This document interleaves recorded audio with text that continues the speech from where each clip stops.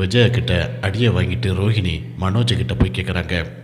எல்லாரும் முன்னாடியும் உங்கள் அம்மா என்னை போட்டு கன்னத்தில் அடிக்கிறாங்க. உனக்கு இதுக்கும் எந்த சம்மந்தமும் இல்லாத மாதிரி அப்படியே அடிக்கிறேன். எனக்கு மதிப்பு மரியாதையும் இல்லாத இடத்துல இனிமேல் நான் இங்கே இருக்க மாட்டேன் அப்படிங்கிற மாதிரி ரோஹிணி சொல்கிறாங்க.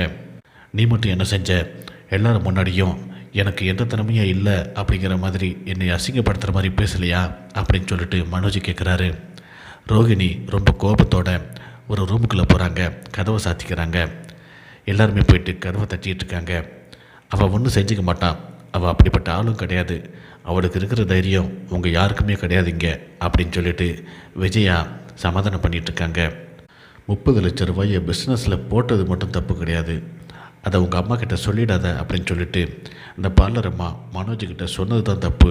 அதனால தான் அம்மா இவ்வளோ கோபமாக இருக்காங்க அப்படின்ட்டு முத்து ஒரு பக்கம் சொல்லிட்டுருக்காரு.